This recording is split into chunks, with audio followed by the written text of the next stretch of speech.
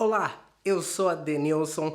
Hoje eu trouxe um vídeo sensacional e imperdível para você. Já vou até adiantar o assunto para você. Já convidou alguém para ir na sua igreja e essa pessoa nunca aceitou o seu convite? Ou melhor, você chegou até a convidar e essa pessoa aceitou o seu convite, mas depois você convidou ela novamente e aí gostou, tal, vamos novamente e a pessoa não quis mais. De repente ela até desconversou e não quis te explicar o motivo pelo qual ela não quis voltar. Hoje, neste vídeo, você vai descobrir os 5... Opa, aqui para aparecer os 5 dedos. Os 5 motivos pelos quais alguém não quer ir na sua igreja. Muito interessante saber disso, não? Então, fica ligadinho e vamos aos porquês. Primeiro motivo: preguiça.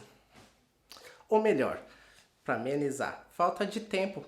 Ora, convenhamos, essa pessoa, ela surfa, pula de paraquedas, bungee jump, asa delta, faz dança de salão, luta muay thai, kung fu, krav maga, faz boxe chinês. E ainda no final de semana essa pessoa ainda pela manhã ela solta um pipa, depois ela joga bola, no finalzinho da tarde essa pessoa ainda tem um tempinho para fazer um samba, tomar aquela cervejinha básica, né? Porque ninguém é de ferro. E nas horas vagas, essa pessoa ainda é instrutora de zumba. Quando que uma pessoa com uma vida agitada dessa vai encontrar tempo para poder ir na sua igreja? Já parou para pensar nisso? Que coisa, não? Na verdade é assim que a pessoa vê. Lembra daquele meme antigo, como eu vejo, como o outro me vê e na verdade como é? É mais ou menos isso que acontece. Mas imagina só, o cidadão tem que trabalhar a semana inteira. De manhã já logo indo pro trabalho é cheirando sovaco estrangeiro. Chega na empresa é aguentando pum no elevador. Trabalha em pé o dia inteiro. Tem que caminhar igual um andarilho. É pressão de todo lado. É um entregando o outro pro chefe e na volta pior ainda, porque ainda vai cheirando sovaco alheio que trabalhou o dia inteiro.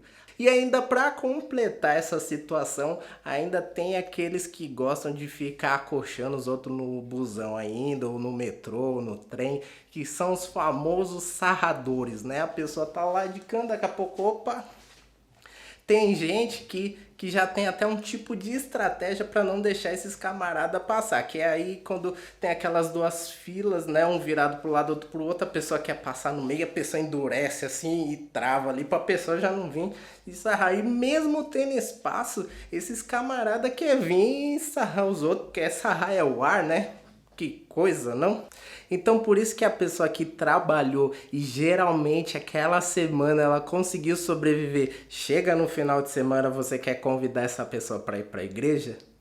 É muito difícil essa pessoa querer aceitar o seu convite exatamente por este motivo. Segundo motivo, pastor cagueta. Geralmente acontece o seguinte: a pessoa chega toda inocente, um convidado bem acolhido naquele ambiente, escuta o louvor, está tudo muito bem até o momento, e aí chega o dado momento da palavra. E aí aquele rapaz, aquele grande pregador, para mostrar que ele tem o dom da revelação, ele aponta o dedo na cara do sujeito e diz: você fez isso, isso e isso. Ah, e também tem mais isso, isso e isso. E outras coisas mais que eu não vou falar, mas até aí a pessoa já apontou o dedo na cara dela, a pessoa nem sabia como que era isso. Geralmente essa pessoa vai achar que a pessoa que trouxe ela, que contou isso para a pessoa que estava pregando, para a pessoa expor ela. Às vezes acontece assim, às vezes a pessoa até diz, mas isso não vem ao caso. Mas você acha que aquela pessoa vai querer voltar neste ambiente? Há de se pensar. Tem outros locais que acabam abordando essa situação de uma outra maneira, no qual a pessoa vai lá pregar e vem uma palavra de conhecimento, uma palavra de ciência para essa pessoa, e ela diz o seguinte: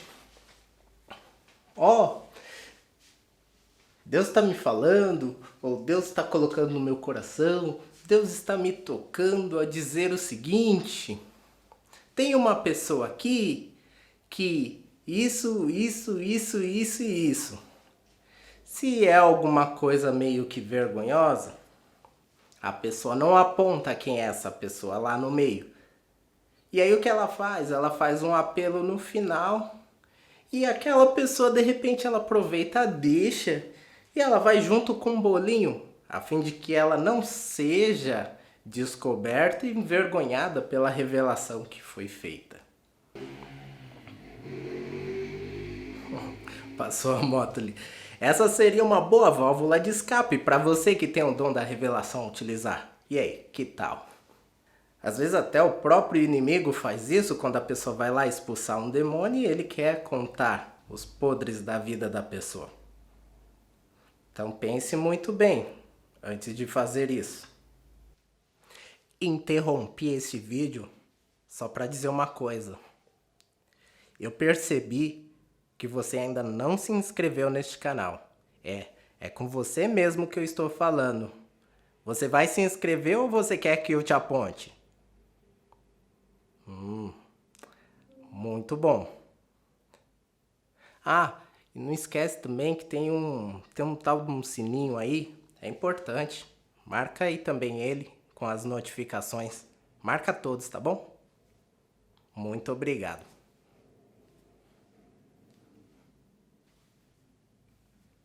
Obrigado. Diferente de quem tem o costume de frequentar a igreja toda semana, a pessoa que está indo pela primeira vez, se ela tem alguma coisa da qual a consciência dela acusa ela, ela vai ter muito medo, mas muito medo de ser revelada lá na frente. Mas muito medo mesmo. Diferente das pessoas que estão acostumadas a frequentar a igreja, que elas vão, às vezes ela poderia até faltar naquele dia, mas de repente vem na cabeça dela, vai que hoje tem uma revelação pra mim e eu não fui. Tem muita gente que é o inverso, né? Aqueles que estão indo sempre vão na esperança de receber alguma palavra. Olha, Deus está mostrando isso, vai mudar isso ou aquilo outro. Agora a pessoa que está vindo de fora é o contrário. Ela chega daquele jeito, ai, tomara que ninguém me viu aqui, ai. E aí, se Deus pega ela de jeito, na outra semana ela vai estar lá, com certeza. Terceiro motivo, gritaria! Tem uns povo que é canela de fogo, pentecostal, carismático, cortador de cana na fé. Nem precisava ter caixa de som nessas igrejas, meu filho. E lá tem, e não é pouco, não é muito, mas pense, é muito som. A caixa é gigante, chega a ser quase do meu tamanho. Às vezes a igreja é pequenininha, mas ocupa quase todo o espaço da frente só de som. E às vezes quando as pessoas vêm chegando, quer sentar mais lá pro fundo, o pessoal, não, vem aqui, senta na frente. Grande engano seu. Senta lá na frente pra tu ver. Quando o povo tá falando aqui, você sente até o peito vibrando assim. O tweet fica dentro da sua cabeça e a vibração da caixa lá. Meu, parece um paredão esse negócio de tanto som que o pessoal põe. E outra, quando tem cara operando a mesa de som, parece que o cara que tá operando a mesa de som também é pentecostal. Porque o cara vai lá, bota tudo no talo, ele acha que qualidade é assim, aumentar o volume, deixa tudo no máximo que tá bom. Às vezes o microfone tá e o povo gritando e mesmo seu microfone você escuta do mesmo jeito, você já tá ali na frente, a igreja é pequena, o cara lota de caixa. Eu não sei te dizer se é milagre ou se é outra coisa, mas tem gente que entra surdo nessas igrejas e sai ouvindo. E tem outros que entram ouvindo e saem surdo de tanto barulho. Teve um dia que eu participei de um encontro assim. Sabe o que aconteceu quando eu cheguei em casa? Sabe quando você percebe que tá tudo quieto assim? Aí você chega, tá aquele silêncio. Aí quando eu percebi que tava tudo aquele silêncio, meu ouvido ficou... Sabe esse barulhinho que fica no ouvido assim? Meu, foi uma coisa de louco esse dia. E sem falar também na questão do louvor, né? Que tem um pessoal do louvor que também castiga, né? Deixa todos os volumes no talo também e ali, ó, só castigando a orelha do povo. E ainda vem o momento da palavra. Aí vem o pregador e pumba, vem e dá a cajadada de misericórdia. Se de repente no ministério que você congrega acontece isso, presta muita atenção no seguinte que pode acontecer. Às vezes tem muitas pessoas que costumam chegar depois do louvor. É exatamente.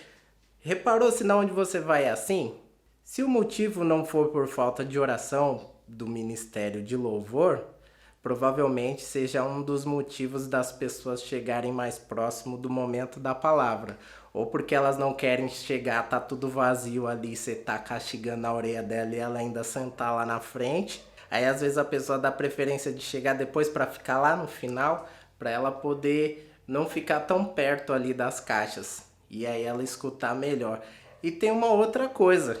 De repente, quando você recebe um convite de uma pessoa que congrega em uma igreja que é assim, alguns dão sinais disso. E sabe qual é o maior sinal?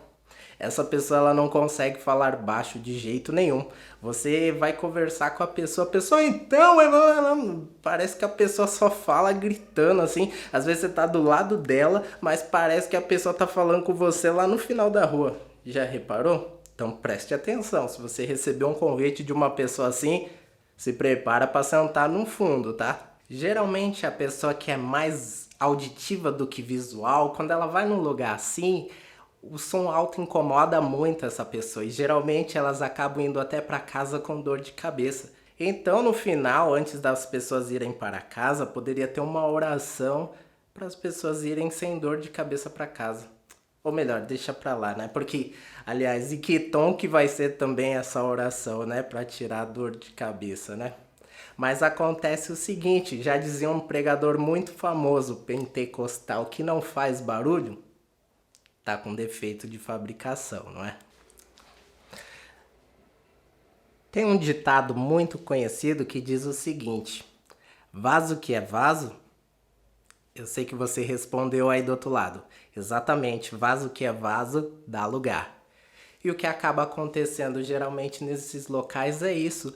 Aquela pessoa ela não quer resistir ao mover que o Espírito Santo está manifestando ali na vida dela naquele momento. Ela não está preocupada com o que as pessoas irão falar ou irão achar dela. Então ela se entrega na presença de Deus e quanto mais ela grita, quanto mais ela coloca para fora tudo aquilo que está preso ali dentro, mais ela se esvazia. E quanto mais ela se esvazia, mais ela dá lugar. E quanto mais ela dá lugar, mais Deus enche, mais a porção aumenta e mais também aquelas pessoas que estão ali à volta também percebem que este mover é forte. Às vezes isso acontece de uma forma tão contagiante que até as pessoas que estão em volta ali são tocadas e são contagiados por isso. Então a maior preocupação dessa pessoa não é com o que você vai achar do que ela está fazendo ali, mas sim de a graça de Deus está passando ali diante dela e ela não agarrar, ela não abraçar e deixar aquilo passar e ela voltar para casa dela da mesma forma como ela entrou. Então ela não quer isso, ela quer mais e mais da presença de Deus na vida dela. Tem gente que vê esse tipo de situação acontecendo e acha que ser de Deus é assim e aí ela acaba forçando a situação, rola no chão, faz um monte de coisa, dá um show pirotécnico, mas aquilo acaba sendo simplesmente emocional ou a pessoa forçando algum tipo de situação.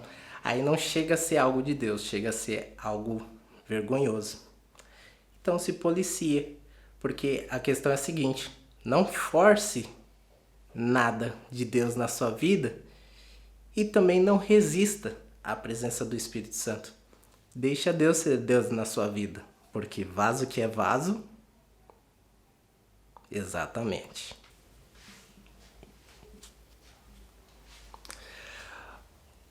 Quarto motivo. O quarto motivo, ele é bem polêmico. Eu não sei se eu falo.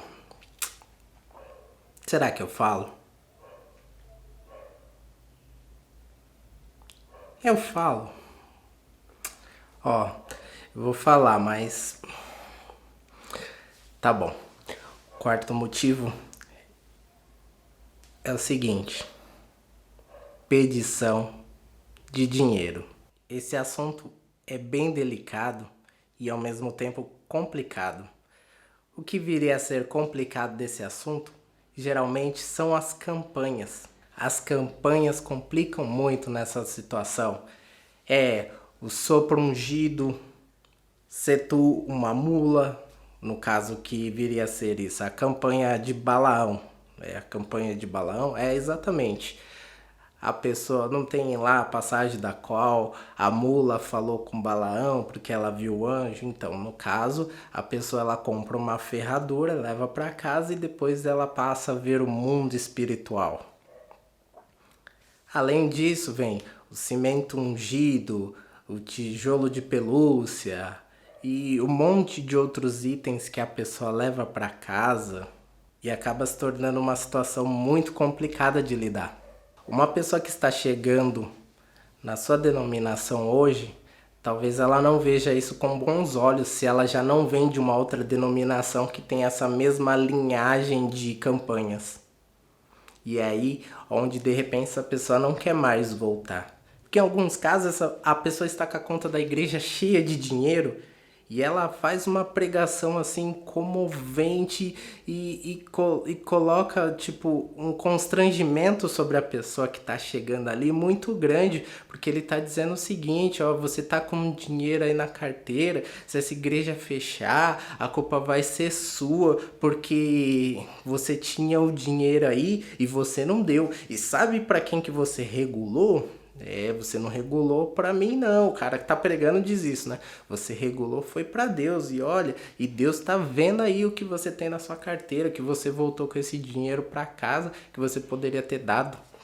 Mas na verdade, esse camarada que tá com muito dinheiro na conta, ele queria abrir outras e mais outras e mais outras e mais outras denominações, mas não com o intuito de abençoar outras vidas e de pregar, mas de tornar essas pessoas reprodutoras do mesmo tipo de evangelho, de dar dinheiro, abre mais outras unidades, dá dinheiro, abre mais outras unidades, aí o cara cria tipo uma pirâmide, na qual ele se coloca como o superior ali, e os outros na base servem a ele, da parte do dízimos, ofertas, campanhas para ele, e quem arruma mais ofertas ganha um cargo melhor. Isso daí acaba virando uma bola de neve muito grande.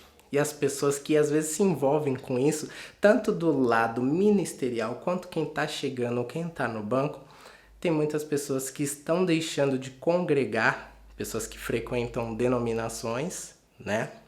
E tem pessoas que estão chegando na sua denominação agora e não quer voltar mais por conta disso, pelo constrangimento que foi imposto sobre essa pessoa. Que a pessoa teve uma astúcia na pregação, um tirocínio no qual a pessoa fez ela se sentir mal com ela mesma de não dar a chave do carro dela, a chave da casa dela, sei lá, entregar o que o cara tivesse pedindo ali. E às vezes o cara fala, eu não te obriguei, mas a pessoa se sentiu coagida a isso. Então às vezes as pessoas não voltam por conta disso. Eu conheço outras pessoas que fazem um trabalho muito sério com relação a isso, missionários. Tem pessoas que quando recebem dinheiro que entra na igreja, essa pessoa presta contas, tem lá um muralzinho, ó, entrou tanto, foi gasto nisso, sobrou tanto, ou não sobrou nada, ou ainda temos tanto de dívida. Então todos que estão ali estão envolvidos e se sente parte disso, porque vê aquilo ali acontecer. Eu conheço missionários, pessoas que fazem a obra ali de coração, que se entregaram para a obra, que se a pessoa não investir ali na vida dela, vai ser mais complicado a pessoa pagar as contas, né? Então a pessoa vai ter que abrir mão de estar ali dedicando na oração e no estudo para arrumar um trabalho formal, e o tempo que talvez ela queria dedicar integral para a obra de Deus, ela não consegue. Aí por conta de alguns, outros acabam pagando. Mas você vê que a humildade dessas pessoas só de estar perto delas. Você vê que se você dá um tênis para essa pessoa, você vai ver ela pregar, ela vai com aquele tênis. Se ela vai pro mercado, na rua, de repente aquele tênis que você doou para essa pessoa é o melhor tênis que ela tem. A camiseta que você doou para essa pessoa é a melhor camisa que ela tem. E são pessoas simples e humildes que querem fazer isso de coração. Precisamos resgatar coisas desse tempo Precisamos de mais pessoas assim, que estejam mais interessadas em apresentar o Cristo para você, ao invés de apresentar sua carteira para o Deus. Eu conheço pessoas que são bons pregadores de verdade, missionários, que fazem esse trabalho de verdade. Não vestem fantasias na igreja para se passar por pessoas humildes. Mas eu não vou entrar em mais detalhes a respeito deste assunto, porque acaba se tornando um tema muito polêmico e precisaria de diversas pregações para chegar a um entendimento assim mais concreto dessa situação do dinheiro. Mas isso foi só para falar dessa questão, que é um problema sim. As pessoas podem não querer ir na sua igreja por conta da questão da pedição de dinheiro. Agora, o quinto motivo e não menos importante. Sabe qual é o quinto motivo e não menos importante da pessoa não querer ir na sua igreja? Você. Você não entendeu errado não. Exatamente você mesmo. Você que está me ouvindo falar aí do outro lado. Eu vou te explicar o porquê. Tinha um cara que trabalhava comigo que ele era bem assim, né? Eu sou pregador, eu falo de Deus, eu sou de Deus, sou da igreja, tudo mais. Sabe qual apelido ele ganhou lá onde eu trabalhava? Irmão Malandro. Exatamente, Irmão Malandro. Mas por que ele ganhou esse apelido? Bom, lá onde eu trabalhava, o dono desse local, ele além de ter uma cabeça boa, ele tinha um coração muito bom, porque ele deu a oportunidade para muitas pessoas que tinham acabado de sair da cadeia de ter uma oportunidade de emprego, porque às vezes a pessoa quando vai procurar emprego em alguns lugares, aí vai lá, puxa o atestado de antecedentes criminais e às vezes a pessoa não é contratada por ter um histórico criminal ou alguma coisa assim. Ele pensava o seguinte: se eu estou dando a oportunidade para uma pessoa que está buscando se reabilitar na sociedade, essa pessoa vai agarrar esse emprego com unhas e dentes e vai honrar o voto de confiança que eu estou dando a ela. E se ela não honrar, ela vai ser mandada embora. E se ela for mandada embora, ela vai ser complicado ela encontrar um outro emprego como ela tinha aqui, porque não pagava mal, era um emprego bem legal e tinha muitas pessoas que eram ex-presidiários trabalhando lá. E aí, o que acontece? Aí esse rapaz, ele chegava nas pessoas pregando que, tipo, querendo mostrar que era um malandrão também e tal, e que eu fiz isso, e que eu era aquilo. E aí, a maneira dele se comportar dava contra-testemunho da pessoa de Deus que ele se dizia ser. Ou melhor, da igreja, né? Porque às vezes tem gente que é da igreja, mas não é de Deus, é da igreja tal, né? Prega denominação, não prega evangelho, né? Então, o que acontece? Esse rapaz ganhou o apelido de Irmão Malandro por conta disso. Só que aí ele ficou desacreditado quando ele ia falar de Deus para as pessoas não queriam dar atenção para ele, porque muitos viam que ele ficava de leve trás com o nome de um, com o nome de outro, a pessoa descobria, se irritava com ele, fazia muita fofoca, gerava muita intriga, jogavam pessoas umas contra as outras, e às vezes as pessoas comentavam, né? Ou quando a pessoa estava chegando, ou quando a pessoa não estava próxima. Nossa, a pessoa aí fala que é de Deus, mas é isso. Fala que é de Deus, mas você não... Mas tananã. Fala que é de Deus, mas é crente, sabe? Inventando diversos jargões e pichava a pessoa de tudo quanto é nome. Talvez isso esteja acontecendo com você. Qual é o testemunho que você dá no local onde você trabalha, onde você estuda, na sua roda de amigos que não frequentam a mesma denominação que você, diante das pessoas que não professam a mesma fé que você? Como você tem se portado? Às vezes no começo essas pessoas que se dizem ser de Deus ou da igreja acabam chegando nos locais, né, tentando falar crentez, né, vai dar certo, em nome de Jesus, glória a Deus, até agora o Senhor tem nos ajudado, sabe, as pessoas que às vezes usam muitos de jargões. Então, às vezes a pessoa chega assim no lugar e outras pessoas falam, que bom, esse daí é de Deus e tal. E de repente, essas pessoas acabam se abrindo para essa pessoa, né? Acabam contando situações da vida dela, dificuldades pelas quais elas têm passado, esperando ouvir ali uma palavra, mas de repente essa pessoa guarda aquilo como uma arma secreta contra você, para jogar na sua cara depois, ou para espalhar picuinha para outras pessoas com o seu nome. E fazendo isso, a pessoa não está somente envergonhando você que confidenciou algum segredo ou alguma situação da sua vida a ela. Essa pessoa está envergonhando também o nome de Cristo. Porque as pessoas que se assumem como cristãs, elas são representantes da imagem de Cristo, da noiva, da igreja, do corpo de Cristo. É igual você ligar numa determinada empresa, falar lá com a atendente te atendeu mal. Você não vai dizer que a atendente te atendeu mal. Você vai dizer que aquela empresa é que não presta. A mesma coisa acontece nessa situação. Por conta desse tipo de comportamento, essas pessoas acabam envergonhando o nome de Cristo. E isso pode ser também um dos motivos da pessoa não querer ir na sua igreja. Ah, e tem uma outra coisa muito interessante. Vê se isso lhe é familiar. Deixa eu pegar aqui uma Bíblia. Era o que estava ali.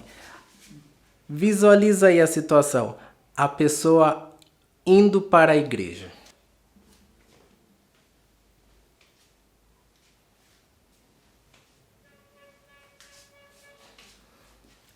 Outra situação.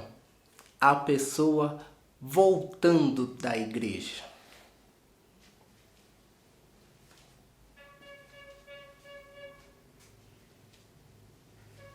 Uma coisa que eu tenho para te dizer é que essa situação não é fictícia não, aconteceu realmente. Teve uma época, né, eu bagunçando com alguns colegas na rua, nessa época eu não congregava em nenhum lugar, e mesmo que eu congregasse eu não tenho nada contra a bagunça, tá certo?